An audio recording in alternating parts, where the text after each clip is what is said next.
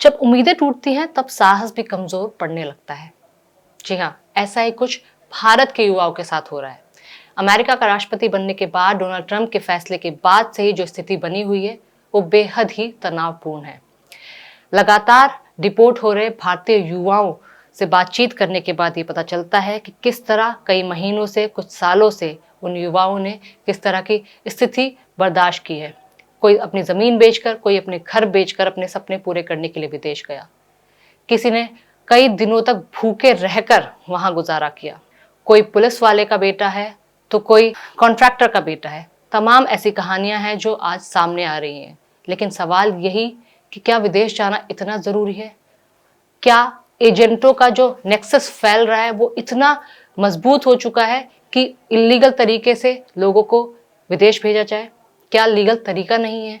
और क्या ये युवा जो 30, 35, 40, 45, 50 लाख या फिर उससे ज्यादा तक की भी रकम देकर विदेश जाना चाहते हैं, क्या कुछ भारत में रहकर ही व्यवसाय नहीं कर सकते या और कुछ काम नहीं कर सकते?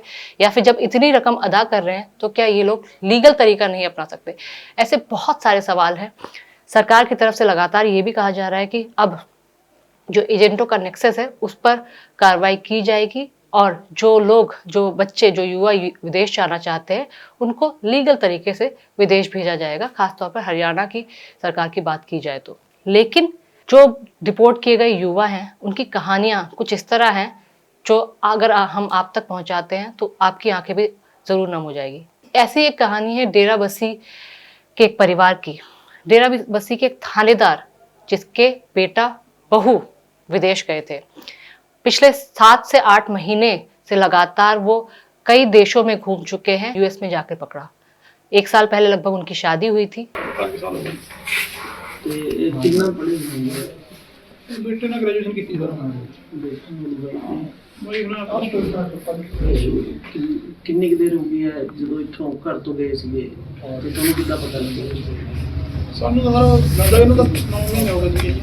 ਸਾਨੂੰ ਲਾਸਟ ਸਾਡੀ ਗੱਲ 5 ਮਹੀਨੇ ਨੂੰ ਹੋਈ ਹੈ। ਕੀ ਗੱਲ ਹੋ ਗਈ ਸੀ? ਬਸ ਇਹ ਕਹਿੰਦੇ ਵੀ ਅਸੀਂ ਚਲੇ ਗਏ ਜੀ ਅੰਦਰ ਐਂਟਰ ਕਰ ਗਏ ਜੀ। ਫਿਰ ਗੱਲ ਨਹੀਂ ਹੋਈ ਸਾਡੀ। ਕਿੱਦਾਂ ਗਏ? ਬਾਹਰ ਗਏ ਜਾਂ ਫਿਰ ਸਾਨੂੰ ਤਾਂ ਉਹਨਾਂ ਦਾ ਪ੍ਰੋਸੈਸ ਹੈ ਜੋ ਕਿਤੇ ਬਾਹਰ ਗਏ ਹੈ, ਕਿਤੇ ਮਤਲਬ ਟਰੈਵਲਿੰਗ ਕੀਤੀ ਹੈ ਉਹਨਾਂ ਨੇ ਜੀ ਗੱਡੀਆਂ ਰਾਹੀਂ, ਜੋ ਉਹਨਾਂ ਦਾ ਪ੍ਰੋਸੈਸ ਹੈ ਜੀ। ਇਹਦੇ ਬਾਰੇ ਸਟੇ ਵੀ ਕੀਤੀ ਸੀਗੀ ਕਿਤੇ ਸੀਗੀ ਸਟੇ ਦੱਸਿਆ ਇਹਨਾਂ ਨੇ? ਹਾਂਜੀ ਦੱਸੇ ਵੀ ਕਿਤੇ ਕਿ ਮਤਲਬ ਕੰਟਰੀਆਂ ਦੇ ਜਿਹੜੇ ਹਿਸਾਬ ਨਾਲ ਜਿੱਦਾਂ ਉਹ ਉਠਾਉਂਦੇ ਸੀਗੇ ਜੀ ਅੱਗੇ ਉਹਨਾਂ ਨੂੰ ਉਸ ਹਿਸਾਬ ਨਾਲ ਸਟੇ ਕਰਦੇ ਜੀ। ਤੇ ਹੁਣ ਸਰਕਾਰ ਤੋਂ ਤੁਸੀਂ ਕੀ ਸਰ ਸਰਕਾਰ ਨੂੰ ਜਦੋਂ ਇਹੀ ਡਿਮਾਂਡ ਕਰਦੇ ਹਾਂ, ਕੱਲ੍ਹ ਵੀ ਸਾਨੂੰ ਵਿਸ਼ਵਾਸ ਦਵਾਇਆ ਜੀ ਤੁਹਾਡੀ ਅਸੀਂ ਜਿੱਦਾਂ ਵੀ ਹੈਗੇ ਬੱਚੇ ਦੀ ਕੁਆਲੀਫਿਕੇਸ਼ਨ ਹੈ, ਜੋ ਉਹਦੀ ਕਾਬਲੀਅਤ ਹੈ ਉਹਦੇ ਮੁਤਾਬਕ ਤੁਹਾਡੀ ਅਸੀਂ ਮਦਦ ਕਰਾਂਗੇ ਜੀ। ਸਾਨੂੰ ਆਸ है कि सानू मतलब साड़ी मदद की जाए। लेकिन इसमें सबसे चौंकाने वाली बात यह है कि जो बेटा विदेश गया था वो किसका हो सकता है? खुद न्याय दिलाने वाले लोगों का। यानी उसके पिताजी खुद थानेदार है, एसएचओ है। और जब एसएचओ या थानेदार जैसे पद पर रहते हुए व्यक्ति के परिवार वालों को अपनाना पड़ रहा है या इलीगल तरीका अपनाना पड़ रहा है विदेश जाने के लिए, तो जो गरीब वर्ग के लोग हैं और जो वो लोग जिनको समझ ही नहीं है वो कैसे तरीके अपनाएंगे? तो ये बहुत बड़ा सवाल करती है, समाज पर भी बहुत बड़ा सवाल करती है, सोच पर भी। क्या विदेश जाना इतना जरूरी है या विदेश इलीगल तरीके से जाना इतना जरूरी है कि कोई भी तरीका अपनाने से ये लोग झिझकते नहीं है? खैर, अगर अमेरिका के लिहाज से देखा जाए तो इन सभी युवाओं को आपराधिक श्रेणी में रखा गया है क्योंकि एंट्री इलीगल तरीके से हुई है।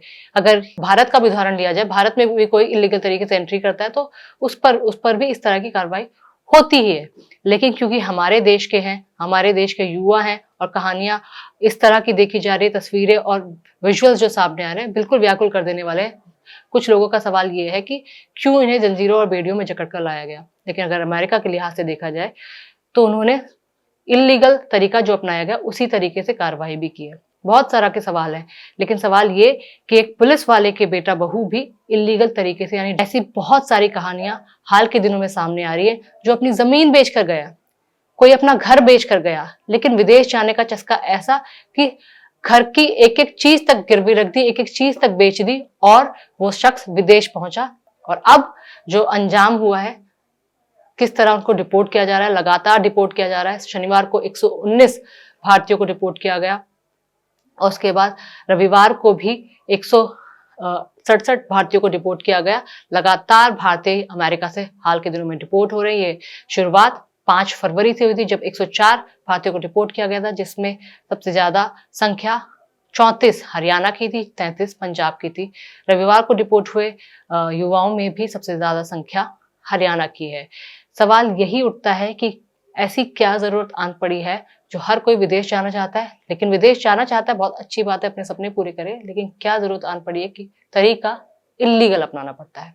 सोचने वाली बात है। आप इस बारे में क्या सोचते हैं, हमें कमेंट करके जरूर बताइए। नमस्कार।